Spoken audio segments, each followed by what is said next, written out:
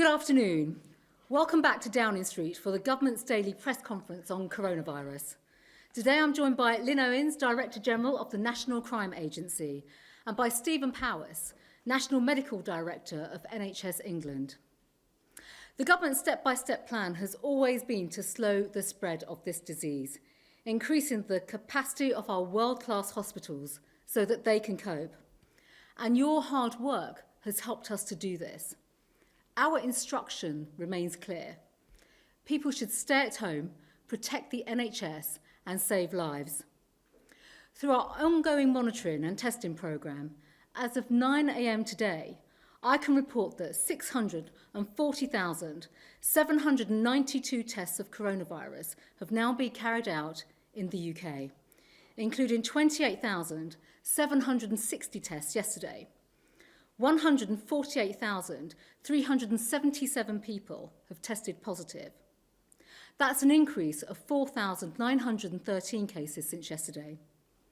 16,411 people are currently in hospital with coronavirus in the UK, down from 17,049 yesterday. And sadly, of those in hospital with the virus, 20,319 have died. That's an increase of 813 fatalities since yesterday. As the deaths caused by this terrible virus pass another tragic and terrible milestone, the entire nation is grieving. My deepest sympathies and condolences go to those who have lost loved ones. And I would like to pay tribute to the selfless frontline workers who have been struck down by this virus. Their exceptional public service and sacrifice will not be forgotten. The last time I was here, I spoke about the impact of this national emergency on crime and the tough but necessary measures to tackle it. I announced enhanced support for victims of domestic abuse, many of whom are particularly vulnerable and exposed. Our You Are Not Alone campaign to signpost the help available and to make it clear to victims that they can still leave home has made an incredible impact, with 98 million online impressions. Now, I refuse to ignore the amplified risk for the victims of hidden crime, and I, along with Lynn and across our entire law enforcement agencies, refuse to allow criminals to take advantage of these unprecedented times. Now, provisional data from police shows a fall in overall crime during this coronavirus outbreak. Car crime, burglary and shoplifting are all lower than the same period from this time last year. But we also know that the most sophisticated criminals continue to exploit and capitalise on this horrendous crisis. So today I have a message for them. Our world-class law enforcement is also adapting, and they are onto you, and their efforts are paying off. Last week, Border Force found £1 million worth of cocaine set to be smuggled into the United Kingdom through the Channel Tunnel, hidden in boxes of face masks. The National Crime Agency has taken down multiple websites running phishing scams and selling bogus PPE. Last week, they arrested 2 people suspected of trying to sell unregistered coronavirus testing kits. The NCA have alerted the police of 1,300 potential child sexual abuse cases. They have made arrests and safeguarded children. This is a sickening reminder of the frightening activity that is targeted towards our children every single day. International action to crush criminal gangs and to shut drug supply lines continues, and the National Crime Agency helped to seize 700 kilograms of heroin in Pakistan, potentially bound for the United Kingdom. Reported losses for coronavirus fraud now stands at £2.4 million. And I would like to thank the major banks and UK Finance who are working with us to protect vulnerable people from becoming victims of crime. And our outstanding frontline police officers and their staff continue to do an exceptional job in keeping our streets safe. They are still responding to all types of crime. That includes some extraordinary dangerous driving, with a minority of drivers using quieter roads as their own personal racetrack and endangering people's lives. We've seen speeds of up to 151 miles per hour clocked on the M1 and 134 miles per hour in a 40 mile per hour zone in London. Police and fire continue to put their arms around people and our communities by taking people shopping and taking prescriptions to the elderly, driving ambulances and supporting those in need throughout this difficult time. I'm immensely grateful to each and every one of our emergency service heroes. And I would also like to take this particular opportunity to pay tribute to the South Yorkshire Police motorcyclist tragically killed as he responded to an emergency earlier this week.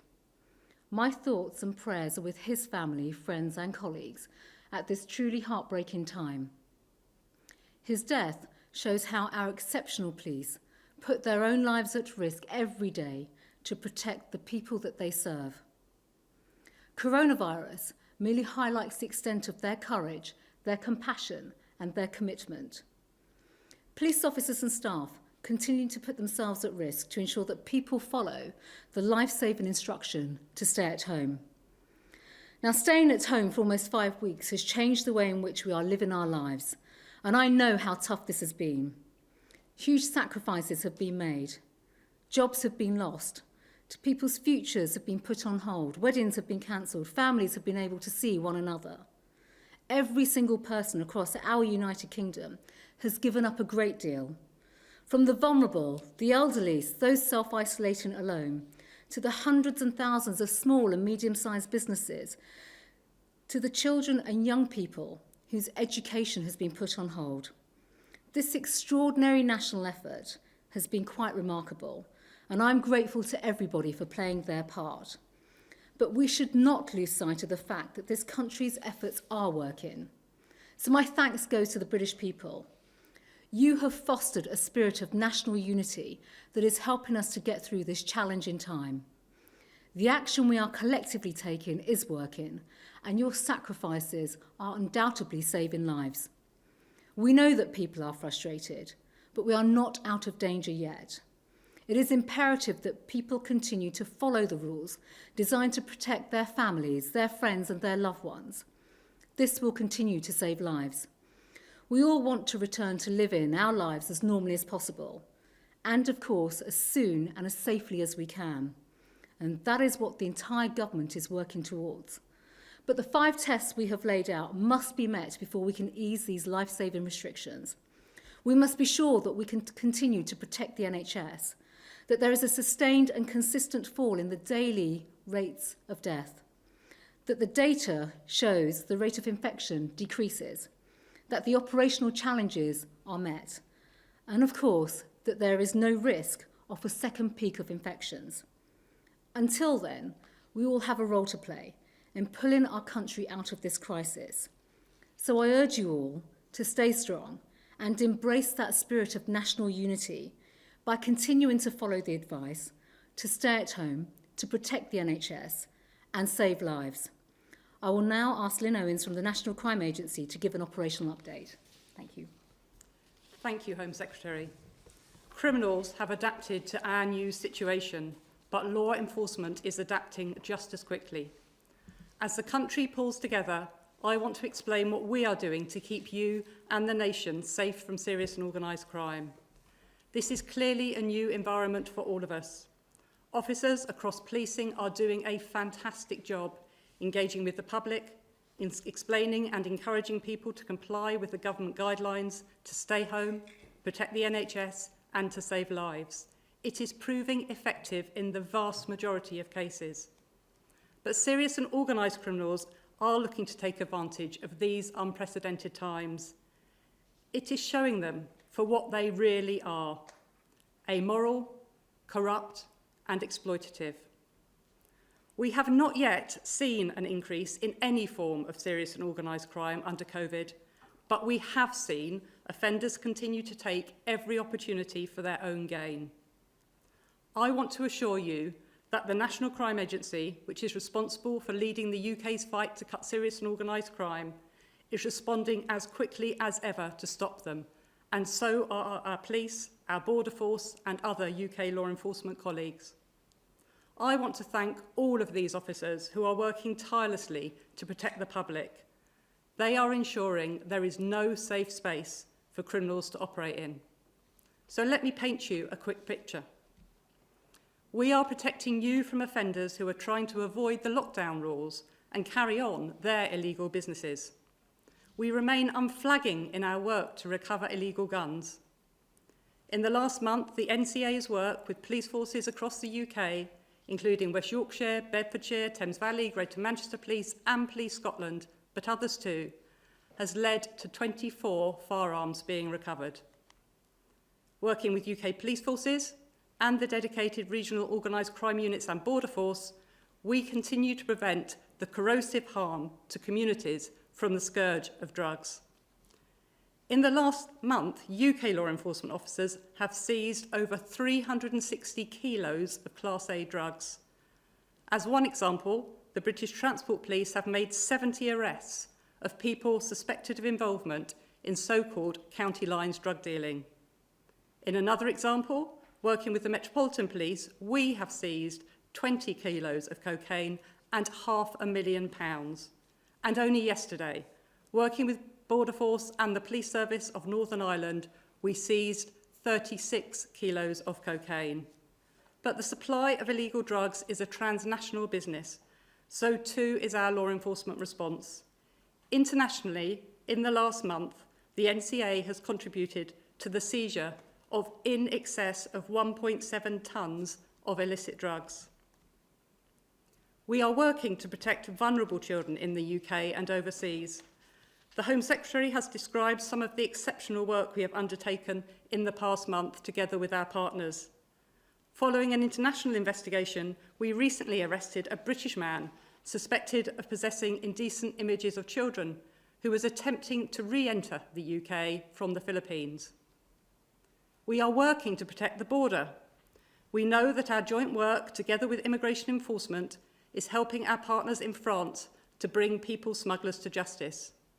An increasing proportion of attempts to reach the UK by small boat are being thwarted on the French side, with at least 30 people having been convicted.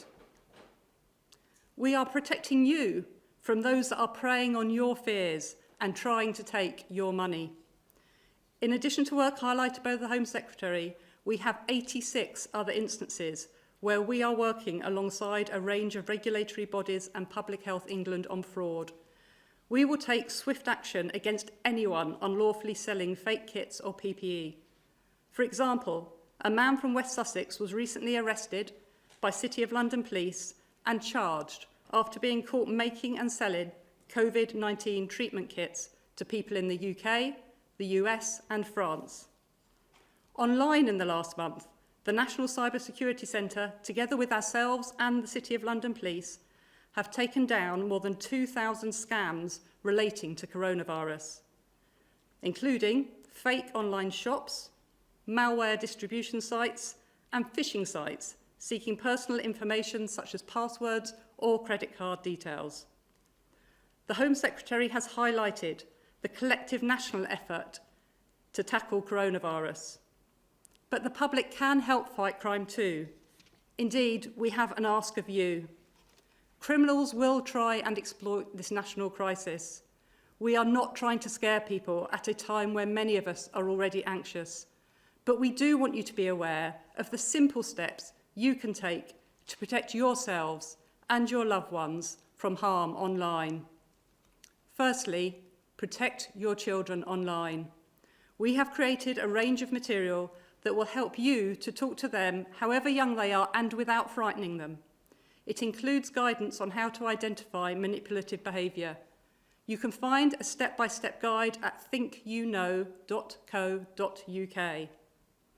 Secondly, stay safe online.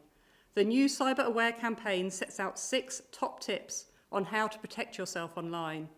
These include creating strong passwords using 3 random words, regularly updating your devices and turning on backup.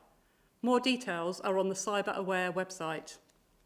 Thirdly, look after your money. Fraudsters have targeted members of the public by phone, by text and by email. They have used the current situation to peddle fake testing kits and prescription drugs. We are asking you to be vigilant for these scams. Be even more cautious than usual if you are contacted by unknown numbers, and don't open suspicious emails or their attachments. The police and banks will never ask you to withdraw money or transfer it to a different account. If you believe you are a victim, please report it to your bank and action fraud immediately. While the national restrictions are in place and you are staying home to protect the NHS and save lives, we, the National Crime Agency, together with our law enforcement partners, are pursuing relentlessly the most harmful criminals, whoever and wherever they are, to keep you safe. And looking ahead, we will help ensure that the country's economic recovery is not subverted by organised crime. We will continue to protect the public to the very best of our collective ability. Thank you, Home Secretary. Thank you, Lynn. Thanks very much. I'm now going to hand over to Stephen Powers. The NHS has pulled out all the stops to manage the surge in patients with coronavirus, and our wonderful staff, of course, continue to work around the clock to do just that. And as a result, the NHS has not been overwhelmed, and we have at all times maintained the capacity needed to provide patients affected by this terrible virus with the treatment that they need. But today, we're reminding everyone that the NHS is also there to help if you have a condition that is not coronavirus. It's particularly important that if you have symptoms of an illness that might need urgent attention, sudden facial weakness that might be a stroke, chest pain that might be a heart attack, a sick child who's not improving, or perhaps a pregnant woman whose baby is moving less than usual, you should contact the NHS. Go online or call, but online first through 111 by contacting your GP first, of course, or in a real emergency, there's always 999. Those methods of contacting the NHS are still there. For many of these conditions, fast diagnosis and treatment is absolutely crucial. So it's really important not to delay. The NHS is still there for you. Now, I want to go through some data that you will be very familiar with in a set of slides that you will have seen over the recent weeks and to update you on the current position. So the first slide shows transport use in the UK. And as we've often said, we continue to see reductions in public transport usage. And here we show transport in London on the tube, buses throughout the country, National Rail and Transport for London bus. And they are all at much lower levels than they were prior to the social distancing measures being introduced. We've seen a reduction in motor vehicles too, but there is maybe a little bit of concern that that is starting to rise again, ever so slowly, but that's really important that we think about that. And on the next slide, this is, I think, a new slide, which takes data from Apple Maps, from people seeking directions or asking for directions in Apple Maps, and I'm sure similar will also be available from Google. This is a 7-day rolling average, and once again it shows a decrease since the lockdown measures were introduced of requests for walking, driving, or instructions on public transport. Now, of course, the sun is out around the country, the days are getting longer, and I'm sure it's tempting for people to feel that they should go out, particularly as I'll show you in the next few slides, when we are beginning to see the benefits of that social distancing. But of course, I can't emphasize enough that we are far from there yet. It's really critical that people maintain their compliance with those social distancing instructions. It won't take much for this virus to start increasing its transmission again and to spread more widely. And it would be foolish and not right if we lost the benefits that we have gained over the last 4 weeks, which I know have been hard for everybody. So it's really important that despite the weather, we stay at home, we keep to the guidelines that we've been issued with. And then on the next slide, as I've said, we are beginning to see sets of data which show the benefits of complying with those instructions. So firstly, tests, this shows a number of new cases by testing, is reasonably stable. And of course, we are expanding test capacity all the time. So we may see some more positive cases through that expanded testing capability. But this is a fairly stable set of data now. And on the next slide, we show people in hospital with COVID-19. And you can see now we are getting a sustained reduction in people who are being treated in our hospitals, particularly in London, where you will see a steady decline, but also you will start to see the beginnings of declines in other parts of the country as well. And then on the next slide, we focus specifically on those small number of patients who unfortunately have to be treated in our critical care facilities, our intensive treatment units and our high dependency units. And you can see again, we are beginning to see a decline, although that decline will lag the overall number of admissions in our hospitals. Now we have new data here for Northern Ireland, and you can see that in the light blue line. And we've put that in to present a truly UK-wide picture. But I should just note that this is new data and it's not currently comparable with the other lines, as it shows cumulative data rather than daily, and that's why the line looks a little bit different on this chart. And then on the next slide, finally, this is the number of deaths in UK hospital. We report hospital deaths on a daily basis. These are reported deaths rather than the day of death. And you can see again that there is a trend towards a decline in deaths. That is a trend that will occur later than the decline in hospital admissions and critical care. But it's really critical that if we keep complying with the social distancing instructions, then we will begin to see a decline in deaths. Thank you. Stephen, thank you very much. Oh, sorry, there's one more slide, sorry. There is one more slide, which is the global death, Home Secretary, global death comparison, which again we show, and again this shows UK hospitals only, but also with a lag on it, it also shows deaths in UK in all settings. So this includes deaths out of hospital, but as we've said on a number of occasions, there is more of a lag in the collection of that data. We're improving that, but there is a lag, so that is shown a little bit behind the hospital-only death reporting. Sorry, thank you. That's great, Stephen. Thank you very much, as ever. I'm going to hand over now to questions. First question is from Lauren Moss from the BBC. Lauren, good afternoon. Thank you, Home Secretary. Good afternoon. On the 28th of March, Professor Powis, you said we will have done very well if fewer than 20,000 people died during this epidemic, and we have sadly passed that number now. Does this mean the strategy should have been different?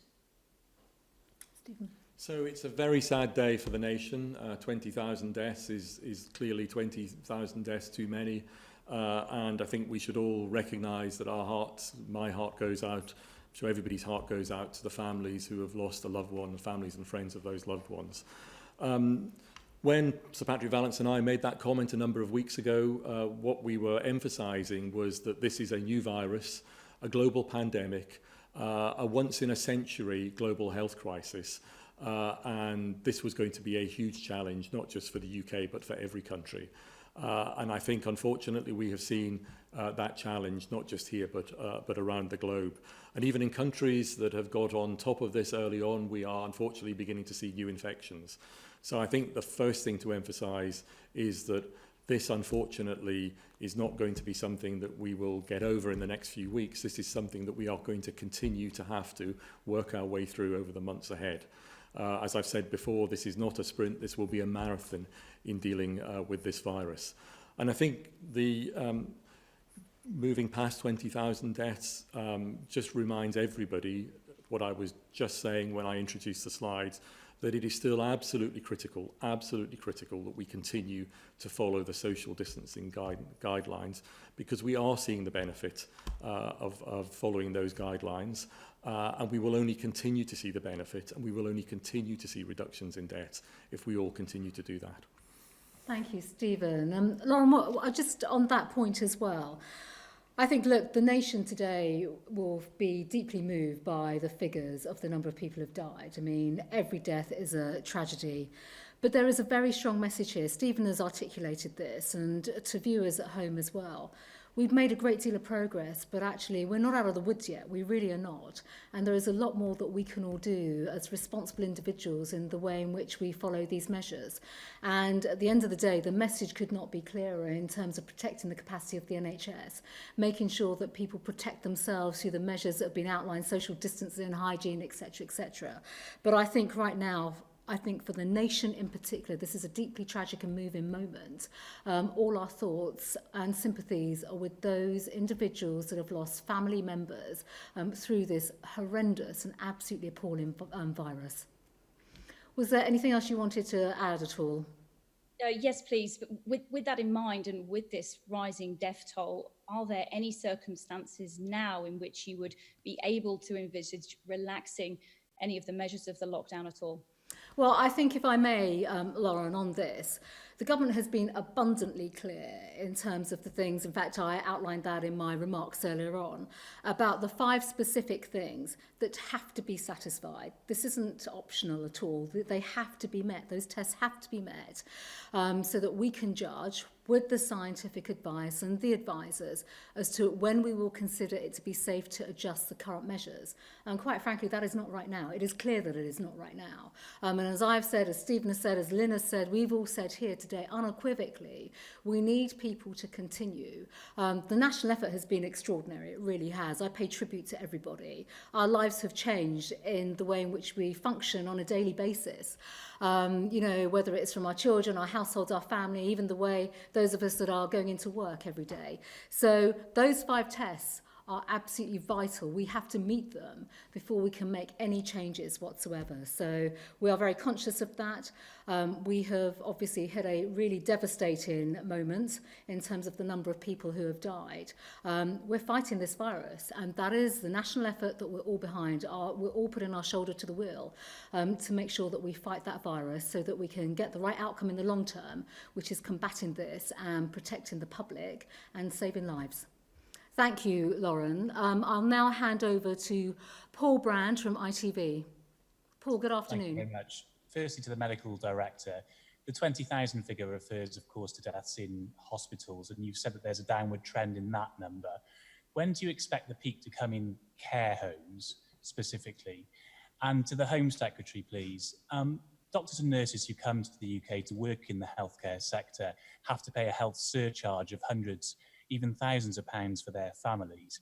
Given that they too are fighting this pandemic, is now the right time to scrap that surcharge for them? Okay, thank you, Paul. Stephen, what do you Yes, I think all along we've resisted trying to predict when peaks occur because it's always difficult in advance. You can do that by looking backwards. I think the point about care homes is a really important point, though.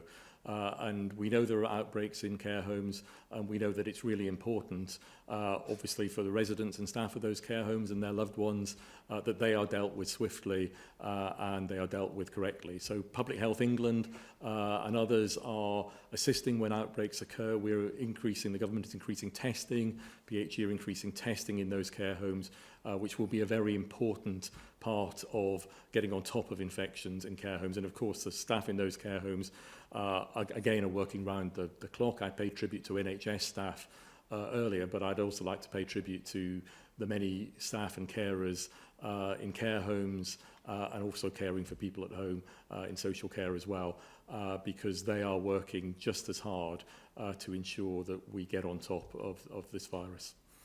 Thanks, Stephen. And Paul, in response to your question, well, first of all, everybody that's working in the NHS, in the front line, who are working night and day, clearly are making just an extraordinary contribution at this particular time. Paul, you'll be aware of many of the changes that we've already made around the immigration status, the visa status, for NHS workers, extending their visas already if they were coming up for expiry, and we're providing a great deal of support on that basis. I'll be very clear, we have a range of measures that are, like most things in government, under review, and we're looking at everything, including visas, surcharge, and that is something that obviously I'm working with my colleague Matt Hancock in the Department of Health and Social Care, because that's a joint policy with Matt's team, and we're looking at everything now in terms of what we can do to continue continue to support everyone on the front line in the NHS. We are speaking about the healthcare professionals, the medics, the doctors, the nurses, the allied healthcare professionals who have come to the UK and are making an immense contribution. Was there another point that you'd like to raise? Yeah, if I could please, just to Stephen Powis again. I appreciate it's difficult sometimes to get the data on the care sector, but many in the care sector are telling us they do feel as if they're dealing with this crisis blind because they're not being given a sense of how the virus is spreading across the sector. Is there anything you can tell us about the way the virus is spreading, the likely impact on the care sector, when you think the peak might come, and how many people may end up sadly losing their lives in that sector? So I think, as I said, I know that Public Health England are stepping up their support for the care home sector. And I know increasing testing, not just of people in care homes who are symptomatic, but increasingly of others as well, is going to be a really important method and way of ensuring that as we get as quickly as possible on top of those outbreaks in care homes. So it's something that as a group of clinicians within government, within PHE and within the NHS, we care very much and worry very much about the care home sector, and we are increasing the support that goes into managing the virus in care homes in particular. Paul, many thanks. I'm now going to move on to Lisa Holland from Sky News. Lisa, good afternoon. Hello, good afternoon. This is a question for the Home Secretary. We saw there that motor vehicles are starting to rise and that you had said that that was a cause for concern.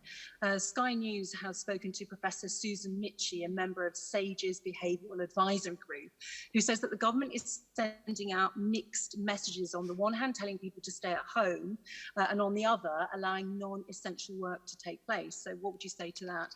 And Professor Powis, what would you say to people who are struggling to understand that if they've been in complete lockdown for over a month, they've absolutely played it to the letter, followed all the rules, and they have a loved one who has done exactly the same, why they can't extend their household into a smaller group, if you like, rather than just the people living under the same roof? Well, Lisa, let me start by answering your point and question that has been raised about transport and messages. The government's message has been clear and consistent from day one about staying at home, obviously to protect the NHS and to save lives. But we've also been clear about people going to work, that if you can't work from home, through social distancing, the measures that are actually in place in some workplaces now, that you can go to work. But I do want to say something else around this. You have highlighted, in fact, Stephen has highlighted as well, from the very first graph that was put on the screen, that we are seeing an increase in the number of journeys that are being taken, more people being out and about. We understand the frustration. Of course, we understand the frustration. People have been at home for 5 weeks. However, if we're going to combat this virus and to save lives, we want to stop the spread of this virus. We have enforcement measures through policing. Those enforcement measures are being applied, they are working, and we've been very, very clear about that from a policing perspective as well. And I have seen, and I speak to officers, police officers every single day, everyone from law enforcement, chief constables, across the policing family, who have officers out and about in our communities. They're engaging, they're explaining what the guidance is, why people must stay at home, why social distancing matters now, and social distancing will continue to matter in the future. We've got no doubt about that. That is what is stopping the spread of the virus, and that is effectively what we are trying to do. So there are no mixed messages. We have been clear. The police have been clear. Law enforcement has been clear. I think throughout, every single aspect of government communications and the practices that we are encouraging and in some quarters enforcing in society through the police, staying at home and enforcing social distancing is absolutely vital. And that is the message for viewers today as well. We're seeing that uptick in transport. We say again to the British public, we need you to continue to follow those social distancing measures and stay at home to protect lives. Stephen. So I know absolutely how difficult it is, particularly for those who want to visit loved ones, extended households, extended relatives. But I think it's important to remember that one of the main ways that this virus is spread and transmitted is from household to household. And so the very basis of the social distancing measures that were put in a number of weeks ago was to interrupt that chain of spread from household to household. And I think we have seen that that and the other measures are working. We've shown that in the data we've shown today and on other days. And I think the British public have done fantastically well to keep complying with those measures and to break those chains of transmission. But I think we would all be disappointed if we forfeited those gains by releasing too early and by allowing those chains of transmission from household to household to start to be re-established, because then we would start going backwards.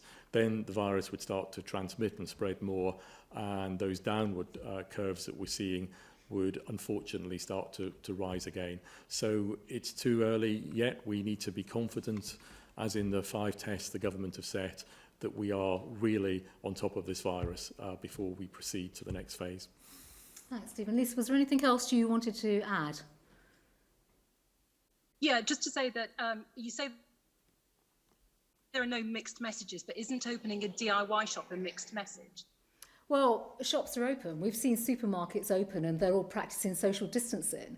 And they've been doing that incredibly well, I should add. I think, again, the British public have adopted that incredibly well. We've also been clear that if you can work, that you should be able to work, and that is down to employers following social distancing measures and practices. And effectively, that's what we are asking the British public to follow, those particular practices and measures. They are restrictive, but with that, the public know why they're restrictive as well. So if I may say so, I think the government has been very clear in the stance that it's taken and in the communications and messaging. I think it's quite remarkable, whether you go to the supermarket or even out on a walk in parks, the way in which the public are conducting themselves is very much in tune with that social distancing policy and the advice that has been coming from the scientists and from medical officers and from the government. And I pay tribute to the British public for following that. Thank you, Lisa. I'll now go to Nigel Nelson from the Sunday Mirror. Nigel, good afternoon. Hello. It's one for the Home Secretary. The Royal College of Surgeons has told us that the backlog of cancelled operations could take 5 years to clear. Is that the timescale that you're now working on? And how many lives do you estimate that these delays will cost? And one, if I may, for Stephen Powis. When Dominic Cummings attended Sage, did he ever say anything? And if so, what? Well, Nigel, let me start. I think very much to your point and your comments and reflections from the Royal College of Surgeons. As ever, the Department of Health, Social Care will work with the NHS, with NHS England, and advisors in terms of care, elective care, surgeries, addressing many of those issues that you've highlighted and, of course, of enormous concern to individuals who are perhaps potentially waiting for operations. We want to make sure, of course, that services resume in the right and proper way. But while this virus is on, obviously within the NHS, and perhaps Stephen could expand upon this too, there are certain ways of working across the NHS, certain prioritisations of cases of surgery and the treatment of patients. And of course, those decisions will be based on making sure the NHS is adequately resourced, has the capacity, but also is able to cope with the virus and contain the spread of the virus within a medical facility. Stephen. Yeah, so we work very closely with the Royal College of Surgeons, and neither the Royal College or ourselves in the NHS would want to see delays of that order of magnitude. We have had to step down elective surgery in order to focus on ensuring that we cope with the surge in patients with coronavirus. But as soon as we possibly can, we do want to step that back up again. I think the Chief Medical Officer has on a number of occasions articulated the consequences of a global pandemic in terms of deaths and harm to individuals and populations. There are the deaths that occur directly as a result of the coronavirus. We've talked about that sadly earlier.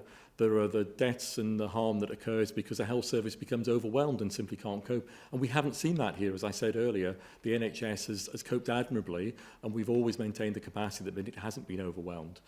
We can also see deaths and harm because individuals, for whatever reason, don't access the services that are actually up and running. And that's exactly why I opened today with a reminder to everybody that those emergency services are still there for you, and you mustn't be afraid to come forward and to access them, and certainly not to delay accessing them if you have symptoms that might be an emergency.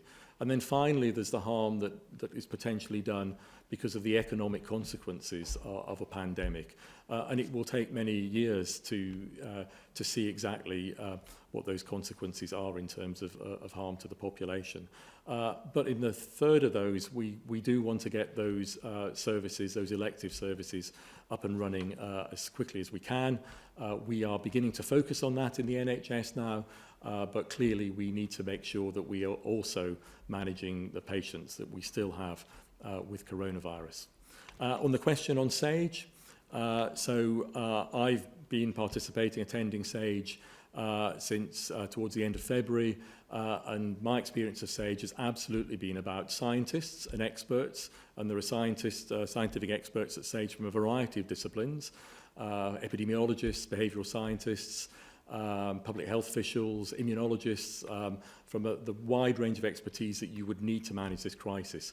And at SAGE, it is a scientific discussion. What I've witnessed and experienced is a scientific discussion between scientific advisors, robust discussion at time, as we consider the evidence, conclude what the evidence is telling us, sometimes point to where the evidence is missing and where we need to gain and generate further evidence, and then, as is in the name of the group, then to provide advice to government and government officials in terms of the scientific basis of the choices that government quite rightly has to make as elected representatives. Thank you, Stephen. Nigel, was there anything else you'd like to raise at all? Just whether or not that Dominic Cummings actually made any contribution at those meetings. Well, the scientific contributions are exactly as I said. It's the scientists that make the scientific contributions, and the scientists and the experts in that group that are absolutely involved in generating the advice. So the advice comes from those scientific experts to government and government officials. That's exactly what SAGE is set up to do, and that is exactly what my experience is of the way SAGE works. Thank you, Stephen. Nigel, many thanks. I'm now going to hand over to Brendan Carlin from the Mail on Sunday. Brendan, good afternoon. Good afternoon, Home Secretary. You've stressed today sacrifices made by the British public. You've paid tribute to them. One of the biggest sacrifices is possibly the fact that the schools are closed. Do you not sympathise with parents up and down the country who are having to juggle between childcare and the need to get back to work and help restart the economy as soon as possible? Brendan, of course. I think, you know, as a parent myself and all parents working from home, and particularly with children who may be engaging in the homeschooling as well, that's taking place, this is immensely difficult and it's an immensely challenging time. I pointed that out in my opening remarks. These are very, very difficult and unusual times. I have to say, I think schools that have opened have been brilliant. They've been absolutely remarkable. I pay tribute to many of the teachers and the head teachers. I know from my own constituency some outstanding examples of teachers and people in the teaching profession. They're doing a great deal to help, you know, support the children of key workers, but also vulnerable children right now as well, and we should not forget about them. The fact of the matter is, Brendan, I've already outlined the 5 tests that will have to be met, absolutely, before we can look at restarting schools. And I think the key thing to note that is, before we can even do that, those tests have to be made. We want to do this in the right and proper way. We need the scientific and the medical advice to come together in the right kind of way. And I think both parents, teachers and children would welcome that on the basis that they want to know that they're going back to school at the right time, in the right way, with the right kind of support. And that is absolutely what this government is working towards achieving. Did you have another question at all? Yeah, could I just come back on that? You've not really given much of an assurance that today in the general tenor of the press conference that any active planning is underway for how we restart the economy. And again, in relation to schools, we know, and I think teaching unions have been making this clear to ministers, that safety is paramount about how we come back. But can you give parents any sort of assurance today that there is any active consideration, I mean serious detailed consideration of when we come back to schools. And just one question if I may to Professor Powis. At the beginning of this process, there was much debate about the time that we entered the lockdown in terms of making sure that everything was that people would accept and live with it. If it appears to be something that may have to go on and on and on and on, what was the point of delaying the point we entered it? Well, Brendan, first of all, let me come back to your question. We can absolutely give a clear assurance to the British public. Government is working night and day on looking at how we can move us out of this situation. I touched on this in my remarks as well. We understand the difficulties, we understand the frustration, but this is not a binary choice. We cannot move from, removing restrictions in terms of just moving back to how things were. It is right that we consider the advice, and we are doing that. We're absolutely doing that. We're working with our advisors, with SAGE and others. But as you all know as well, and as you're seeing, we're working with others, we're listening to others from business, from industry, as to how we can move forward. But the fact of the matter is we want to prevent a second wave of this horrendous virus. And to do that, we have to make sure that we continue with the measures that we put in place, but also to move to any form of, changes, whether it's schools, whether it's business, whether it's restarting aspects of society. We need to make sure that we have the right kind of preventative measures in place to stop another wave of that virus. The British public would look to their government to make sure that their health, their safety, their well-being is absolutely paramount, along with the health, the safety, the well-being of the NHS, protecting that capacity. That's something we have been consistently doing, and we continue to work towards achieving that. And I know you'd love me to give you a date as to when, schools may reopen, but we're not going to do that. That would be irresponsible to do that. That would set hopes up. The fact of the matter is we are all, as you've heard me say, we're putting our shoulder to the wheel to work night and day to look at how we can do things differently and in the right way going forward, and that's what this government is committed to doing. Stephen. So timings of lockdowns at whatever point in a pandemic and timings of the individual measures in a lockdown, I think are really difficult decisions. And I talked a little bit earlier about the harm and deaths that occur from a pandemic, and I said some of those are relating to the health service and health services being overwhelmed or having to stop some activity in order to manage the virus. And I talked about the harm that potentially comes from an economic lockdown. And as the Chief Medical Officer has said a number of times, it's not always possible to manage those at the same direction at the same time. So there are a set of choices, difficult choices to be made in pandemics. And that's why deciding the timing around lockdown measures and the combination of lockdown measures is a challenging thing to have to do. Stephen, thank you. Brendan, thanks very much. I'm going to bring this to a close now, but before I do, I want to thank both Stephen and Lynn, as ever, for their valuable insights and contributions. But I do have a final message to send. I've been here with Lynn today, who has shown the stellar work of the National Crime Agency.